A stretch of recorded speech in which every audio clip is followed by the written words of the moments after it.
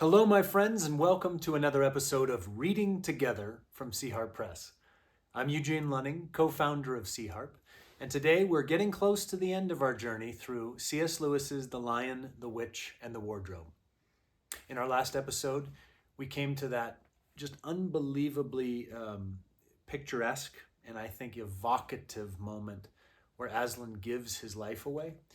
It's such a beautiful image of what the cross had to have felt like for those women followers of Jesus who stood there, and only John was the only of the 12 that stood there. I think the way that Lucy and Susan must have been feeling standing there seeing that, wow, it just takes our breath away. Well, in this chapter, chapter 15, it's called Deeper Magic from Before the Dawn of Time. We'll continue on. While the two girls still crouched in the bushes, with their hands over their faces, they heard the voice of the witch calling out, "Now, follow me all, and we will set about what remains of this war. It will not take us long to crush the human vermin and the traitors now that great fool, the great cat, lies dead." At this moment, the children were for a few seconds in very great danger. For with wild cries and a noise of skirling pipes and shrill horns blowing, the whole of that vile rabble came sweeping off the hilltop and down the slope right past their hiding place. They felt the specters go by them like a cold wind, and they felt the ground shake beneath them under the galloping feet of the minotaurs. And overhead there went a flurry of foul wings and a blackness of vultures and giant bats. At any other time, they would have trembled with fear.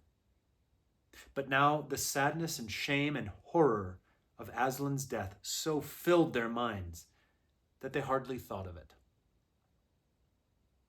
As soon as the wood was silent again, Susan and Lucy crept out into the open hilltop. The moon was getting low, and thin clouds were passing across her, but still they could see the shape of the great lion lying dead in his bonds. And down they both knelt in the wet grass and kissed his cold face and stroked his beautiful fur, what was left of it, and cried till they could cry no more. And then they looked at each other and held each other's hands for mere loneliness and cried again, and then again were silent. At last, Lucy said, "I can't bear the look of that horrible muzzle. I wonder, could we take it off?" So they tried, and after a lot of working at it, for their fingers were cold and it was now the darkest part of the night, they succeeded. And when they saw his face without it, they burst out crying again, and kissed it and fondled it and wiped away the blood and the foam as well as they could. And it was all more lonely and hopeless and horrid than I know how to describe. "I wonder, could we untie him as well?" said Susan presently.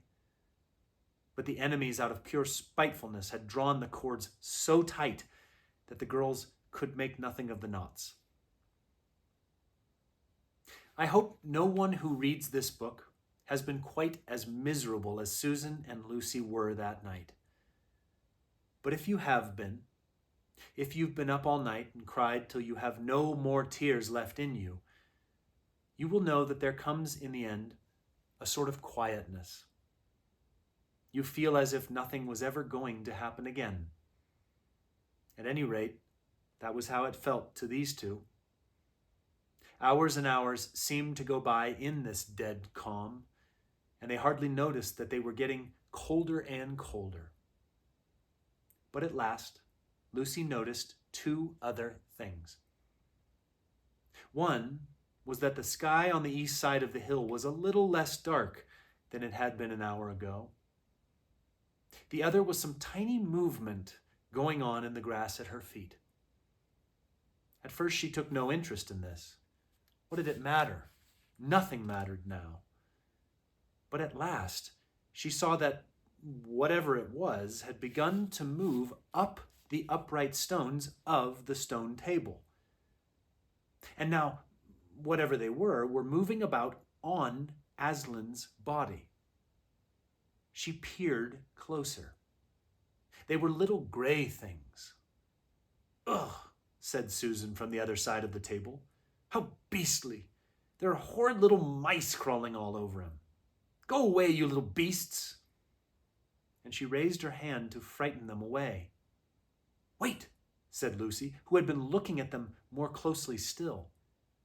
"Can you see what they're doing?" Both girls bent down and stared. "I do believe," said Susan, "but how queer. They're nibbling away at the cords." "That's what I thought," said Lucy. "I think they're friendly mice. Poor little things, they don't realize he's dead. They think it'll do some good untying him." It was quite definitely lighter by now. Each of the girls noticed for the first time the white face of the other. They could see the mice nibbling away, dozens and dozens, even hundreds of little field mice. And at last, one by one, the ropes were all gnawed through. The sky in the east was whitish by now, and the stars were getting fainter, all except one very big one low down on the eastern horizon. They felt colder than they had been all night. The mice crept away again. The girls cleared away the remains of the gnawed ropes. Aslan looked more like himself without them. Every moment his dead face looked nobler as the light grew and they could see it better. In the wood behind them, a bird gave a chuckling sound. It had been so still for hours and hours that it startled them. Then another bird answered it. Soon there were birds singing all over the place. It was quite definitely early morning now, not late night. "I'm so cold," said Lucy. "So am I," said Susan. "Let's walk about a bit." They walked to the eastern edge of the hill and looked down. The one big star had almost disappeared. The country all looked dark gray, but beyond, at the very end of the world, the sea showed pale. The sky began to turn red. They walked to and fro more times than they could count between the dead Aslan and the eastern ridge, trying to keep warm. And oh, how tired their legs felt. Then at last, as they stood for a moment looking out towards the sea and Cair Paravel, which they could now just make out, the red turned to gold along the line where the sea and the sky met, and very slowly up came the edge of the sun. At that moment they heard from behind them a loud noise, a great cracking, deafening noise, as if a giant had broken a giant's plate. "What's that?" said Lucy, clutching Susan's arm. I feel afraid to turn around," said Susan. "Something awful is happening." "They're doing something worse to him," said Lucy. "Come on." And she turned, pulling Susan round with her. The rising of the sun had made everything look so different. All the colors and shadows were changed that for a moment they didn't see the important thing. Then they did. The stone table was broken into 2 pieces by a great crack that ran down it from end to end. And there was no Aslan. "Oh, oh, oh," cried the 2 girls, rushing back to the table. "Oh, it's too bad," sobbed Lucy. "They might have left the body alone." "Who's done it?" cried Susan. "What does it mean? Is it more magic?" "Yes," said a great voice behind their backs. "It is more magic." They looked round. There, shining in the sunrise, larger than they had seen him before, shaking his mane, for it had apparently grown again, stood Aslan himself. "Oh, Aslan! Cried both the children, staring up at him, almost as much frightened as they were glad. Aren't you dead then, dear Aslan? Said Lucy. Not now, said Aslan. You're not, asked Susan in a shaky voice. She couldn't bring herself to say the word ghost. Aslan stooped his golden head and licked her forehead.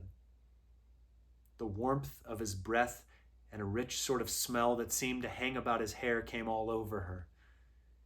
Do I look like it? He said. Oh, you're real!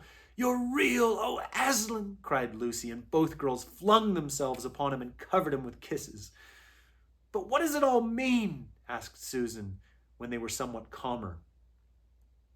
It means, said Aslan, that though the witch knew the deep magic, there is a magic deeper still, which she did not know. Her knowledge goes back only to the dawn of time, but if she could have looked a little further back, into the stillness and the darkness before time dawned, she would have read there a different incantation.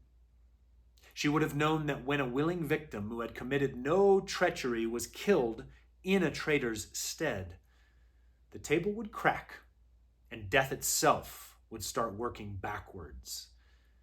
And now, oh yes, now, said Lucy, jumping up and clapping her hands. Oh, children, said the lion, I feel my strength coming back to me. Oh, children, catch me if you can. He stood for a second, his eyes very bright, his limbs quivering, lashing himself with his tail. Then he made a leap high over their heads and landed on the other side of the table. Laughing, though she didn't know why, Lucy scrambled over it to reach him. Aslan leaped again. A mad chase began. Round and around the hilltop he led them, now hopelessly out of their reach, now letting them almost catch his tail, now diving between them, now tossing them in the air with his huge and beautifully velveted paws and catching them again, and now stopping unexpectedly, so that all three of them rolled over together in a happy laughing heap of fur and arms and legs. It was such a romp as no one has ever had except in Narnia. And whether it was more like playing with a thunderstorm or playing with a kitten, Lucy could never make up her mind. And the funny thing was that when all three finally lay together panting in the sun, the girls no longer felt in the least tired or hungry or thirsty. And now, said Aslan presently, to business. I feel I am going to roar. You had better put your finger in your ears. And they did. And Aslan stood up, and when he opened his mouth to roar, his face became so terrible that they did not dare to look at it. And they saw all the trees in front of him bend before the blast of his roaring, as grass bends in a meadow before the wind. Then he said, We have a long journey to go. You must ride on me. And he crouched down, and the children climbed onto his warm golden back, and Susan sat first, holding on tightly to his mane, and Lucy sat behind, holding on tightly to Susan. And with a great heave, he rose underneath them and then shot off, faster than any horse could go, downhill and into the thick of the forest. That ride was perhaps the most wonderful thing that happened to them in Narnia. Have you ever had a gallop on a horse? Think of that, and then take away the heavy noise of the hoofs and the jingle of the harness, and imagine instead the almost noiseless padding of the great paws. Then imagine, instead of the black or gray or chestnut back of the horse, the soft roughness of golden fur and the mane flying back in the wind. And then imagine you are going about twice as fast as the fastest racehorse. But this is a mount that doesn't need to be guided and never grows tired. He rushes on, never missing his footing, never hesitating, threading his way with perfect skill between tree trunks, jumping over bush and briar and the smaller streams, wading the larger, swimming the largest of all. And you are riding not on a road, nor in a park, nor even on the downs, but right across Narnia in spring, down solemn avenue of beech and across sunny glades of oak, through wild orchards of snow-white cherry trees, past roaring waterfalls and mossy rocks and echoing caverns, up windy slopes alight with gorse bushes, and across the shoulders of heathery mountains and along giddy ridges, and down, down, down again into wild valleys and out into acres of blue flowers. It was nearly midday when they found themselves looking down a steep hillside at a castle, a little toy castle it looked from where they stood, which seemed to be all pointed towers. But the lion was rushing down at such a speed that it grew larger every moment, and before they had time even to ask themselves what it was, they were already on a level with it. And now, it no longer looked like a toy castle, but rose frowning in front of them. No face looked over the battlements, and the gates were fast shut. And Aslan, not at all slacking his pace, rushed straight as a bullet towards it. "The witch is home," he cried. "Now, children, hold tight." Next moment, the whole world seemed to turn upside down, and the children felt as if they had left their insides behind them. For the lion had gathered himself together for a greater leap than any he had yet made, and jumped, or you may call it flying rather than jumping, right over the castle wall. The two girls, breathless but unhurt, found themselves tumbling off his back in the middle of a wide stone courtyard full of statues. Friends, I don't know about you, but just like in our last chapter, but for a different reason, I find myself so stirred up by chapter 15. And I'll tell you from my heart what the two reasons are really that I'm stirred up. The first one is that romp right there in the meadow and over the stone table and all around in the springtime sunlight. Friends, I think that is an absolutely beautiful picture of the Sunday of Easter. Of course, at first the confusion of it all, but then, not only that day, but for the 40 days in which Jesus continues to appear, resurrected and alive on the other side of death. I think that what Jesus wants with you and with me is that we would romp with him, delight our hearts in his presence, be absolutely overwhelmed that the one who created it all from the beginning has recreated life by coming back from the dead. That is the tenor of the resurrection for us and should be for us every single day, not just on Easter in the springtime. And the second reason, I love the ride when they begin to ride with him, to go wherever it is he's going to go.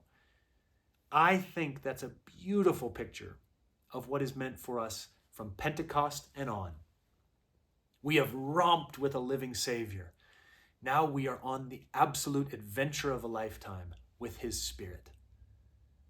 Is that how you feel about your ongoing Christian life?